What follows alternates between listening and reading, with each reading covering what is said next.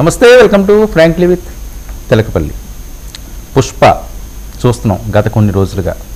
దేశవ్యాప్తంగా ఆ సినిమా పేరు ఎంత మారుమోగిందో వివాదాల్లో కూడా అంతే మారుమోగుతున్న నేపథ్యం. మరొకసారి చిక్కడపల్లి పోలీస్ స్టేషన్కి అల్లు అర్జున్ వెళ్ళారు. ఏం జరుగుతుంది అసలు? ఏ లెవెల్ మీద ఇంత ఫోకస్ అవసరమా అన్నది ఒక వర్గం మాట్లాడుతుంటే, కావాలని బన్నీని ఇరికించడానికి చేస్తున్నారని మరొక వర్గం అంటారు, తప్పు చేసిన వాళ్ళకి శిక్ష పడదా అని మరొక వర్గం అంటారు. అసలు ఇంట్లో ఉన్న టెక్నికల్ అంశాలు ఏంటి? సీన్ రీకన్స్ట్రక్షన్ అంటున్నారు, సంజయ్ థియేటర్కి తీసుకువెళ్తారట. ఇవన్నీ కూడా చర్చిద్దాం. మనతో పాటుగా సీనియర్ సంపాదకులు తెలకపల్లి రవి గారు లైవ్లో సిద్ధంగా ఉన్నారు. సార్ నమస్తే. సార్ నమస్తే. సార్, పుష్ప దేశవ్యాప్తంగా ఎంత కలకలాన్ని రేపిందో, ఎంత సెన్సేషనల్ క్రియేట్ చేసిందో, వివాదాల్లో కూడా అదే పరిస్థితి. ఏంటి మరొకసారి చిక్కడపల్లి పోలీస్ స్టేషన్కి అల్లు అర్జున్ తీసుకువెళ్ళడం, సీఎం గారు అసెంబ్లీలో మాట్లాడడం, ఈయన దానికి ఏమోని కౌంటర్గా ప్రెస్ మీట్ పెట్టడం, ఇప్పుడు పోలీస్ స్టేషన్లో 20 ప్రశ్నలు అడుగుతున్నారట. మొదటి విషయం ఏమంటే, అసలు ఇది ఏదో అనుకోని ఏదో జరుగుతున్నట్టు లేదా అనుకున్న దానికి భిన్నంగా జరుగుతున్నట్టు భావించడం మొదటి పొరపాటు. హైకోర్టు అల్లు అర్జున్కు ముందస్తు బెయిల్ కాదు, మధ్యంతర బెయిల్, తాత్కాలిక బెయిల్. అసలు అక్కడ కూడా క్లారిటీ ఉండాలి. ముందస్తు బెయిల్ ఇవ్వలేదు, మధ్యంతర బెయిల్ మాత్రమే ఇచ్చారు. అది ఇస్తూ వాళ్ళు చెప్పింది ఏంటి, మీరు దర్యాప్తుకు సహకరించాలనే మాట వాళ్ళు స్ట్రెస్ చేశారు. కాబట్టి దర్యాప్తు జరుగుతుంది అన్న విషయం హైకోర్టు ఉత్తర్వుల్లోనే క్లియర్గా ఉంది. దర్యాప్తు జరగాలి, దానికి అల్లు అర్జున్ సహకరించాలని. అది అక్కడ అలా ఉండగా హైకోర్టు తర్వాత ఇదంతా ఏదైనా నిశ్శబ్దంగా ఉందంటే లేదు. పోలీసులు పుష్ప 2 మాట్లాడారు, పోలీసులు ముందు మాట్లాడారా, పుష్ప 2 ముందు మాట్లాడారా? మళ్ళీ ప్రశ్న. ఇవన్నీ చాలా కీలకమైన అంశాలు చర్చకు రావట్లేదు.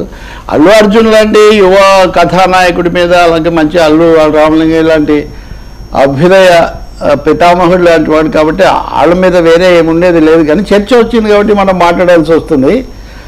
అల్లు అరవింద్ పెట్టినటువంటి న్యాయ నిపుణులు ఇచ్చిన సలహాల మేరకు అల్లు అర్జున్ వ్యవహరించిన తీరు వీటన్నిటికీ కారణమైందని చెప్పాల్సి వస్తుంది.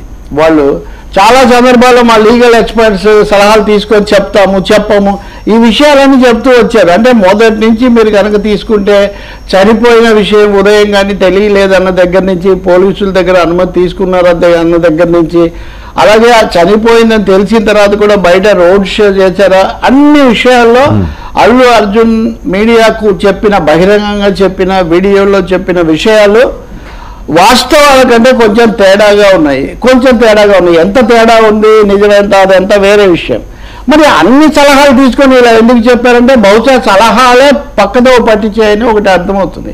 ఆ సలహాల ప్రభావమే ఒక విధంగా అయిందని. ఇప్పుడు ఆయన రెండోసారి మాట్లాడిన విషయాలు, ఇప్పుడు ముఖ్యమంత్రి రేవంత్ రెడ్డి గారు అసెంబ్లీలో మాట్లాడారు.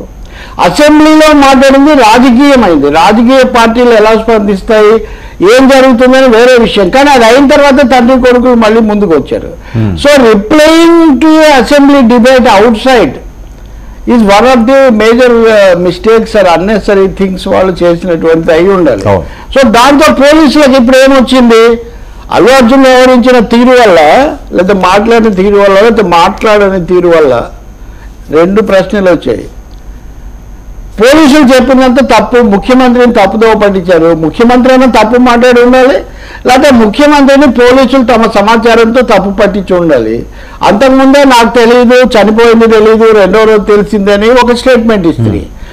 ఆయన రోడ్ షో చేశారని ముఖ్యమంత్రి చెప్పిన తర్వాత నేను పోలీసులతో చెప్తేనే నేను రోడ్ షో చేశానని మీరు మళ్ళీ చెప్తారు. సో ఇక్కడ పోలీసులను కోర్టు అడగాల్సినటువంటి ప్రశ్నలకు ఒక రంగం మీరు సిద్ధం చేశారు. కోర్టు మీకు ఆ రోజు బెయిల్ ఇస్తూ మీరేం మాట్లాడద్దు మీడియాతో అని చెప్పలేదు. కానీ సహజంగా బెయిల్ మీద బయటకు వచ్చినప్పుడు కేసు గురించి మాట్లాడకూడదు అన్నది ఒక ఎంప్లాయిడ్ అండర్స్టూడ్ థింగ్.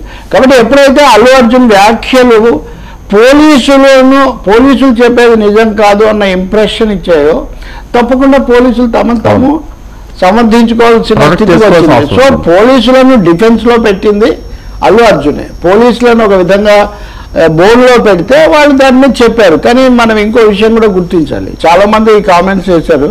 నేను కూడా లోతుగానే ఈ విషయం మాట్లాడుతున్నాను. నా కామెంట్స్ వైరల్ కూడా రకరకాల, అందుకని నేను బాధ్యతగానే బరువుగానే పరిశీలించి మరీ చెప్తున్నా. పోలీస్ కమిషనర్ సివి ఆనంద్ కానీ ఇతరులు కానీ మాట్లాడాల్సినంత అవసరం ఏముంది? మరి పోలీసులే తప్పు చేశారు, పోలీసులు నాకు చెప్పలేదు, పోలీసులు సలహా ఇవ్వలేదు, అసలు ఆ సమాచారమే నాకు అందలేదు అంటున్నప్పుడు ఒక డీసీపీ ఆదేశం మీద ఏసీపీ వెంటబడి మరి ఏసీపీ ఆదేశం మీద డీసీపీ వెంటబడి మరి మీ దగ్గరకు వచ్చి చెప్పి మిమ్మల్ని పంపించేసాము అని చెప్పే వీడియోస్ వాళ్ళ దగ్గర ఉన్నాయి, ఫుటేజ్ వాళ్ళ దగ్గర ఉంది. కాబట్టి అల్లు అర్జున్ ఒక విధంగా చెప్పినవి సత్య దూరం అనే విషయం పోలీసులు ప్రజల ముందు పెట్టదలుచుకున్నారు, పెట్టేశారు కూడా. పెట్టిన తర్వాత మీడియా వాళ్ళు అడిగితే మేమేం జవాబులు చెప్పం, మీరే నిర్ణయానికి రండి అన్నారు. బట్ ఇక్కడ చాలా క్లియర్గా తెలీదు లేదు అంటున్నదాన్ని. ఇంకా మూడోది ఆ అబ్బాయి శ్రీతేజ్, అతని ఆరోగ్యం, అతని సహాయం, ఇలాంటి విషయాలు.